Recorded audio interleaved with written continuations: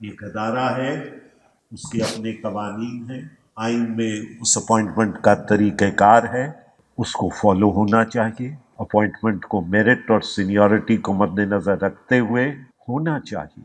اس کو کنٹروورشل بنانا، اس کو متنازع بنانا نہ ریاست کے حق میں ہے اور نہ ہی ادارے کے حق میں ہے۔ لہٰذا میں امید کرتا ہوں کہ اگلے ہفتے یہ اتنی ایکسپیکٹیشن جو ہے that should and would come to a close۔ یہ خوش آئند بات ہے کہ اب وہ کہہ رہے ہیں کہ ہم نیوٹرل رہیں گے، لیکن کچھ لوگوں کو وہ بھی پسند نہیں ہے۔ پاکستان کا وے فارورڈ جو ہے میرے نقطۂ نظر میں آئین کی مکمل بالادستی میں ہے، جہاں پہ تمام ادارے، چاہے وہ عدلیہ ہو، پارلیمان ہو یا ایگزیکٹو ہو، وہ اپنے حدود کے اندر رہتے ہوئے اپنا کردار ادا کریں۔ اور اگر رول آف لا ہوگا تو مسنگ پرسنز بھی نہیں ہوں گے۔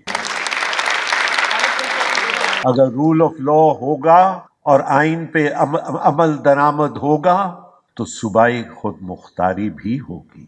اگر آئین پہ مکمل عمل درآمد ہوگا تو جو مختلف زبانیں اور کلچر ہیں ان کو بھی فروغ ملے گا۔ اور اگر آئین پہ عمل درآمد ہوگا تو جو صوبے ہیں یا آئندہ ہونے چاہیے ان کی بھی سنوائی اور ڈیموکریٹک اسٹرگل آگے ہو سکتی ہے۔ کہ اتنا عرصہ گزرنے کے باوجود آج بھی اس بات پہ تنازع ہے کہ کیا صوبائی خود مختاری ہونی چاہیے یا نہیں ہونی چاہیے۔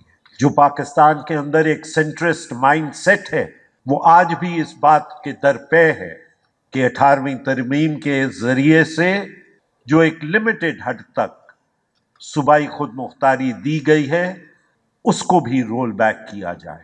لیکن آج ملتان کے شہر میں جو تاریخ کا شہر ہے، جہاں پہ صوفیہ اور اولیاء کی جد و جہد رہی ہے، اس شہر سے میں یہ بات واضح طور پہ ریاست کو کہنا چاہتا ہوں کہ اگر صوبائی خود مختاری کے ساتھ کھلواڑ کیا گیا تو ریاست خطرے میں پڑ جائے گی۔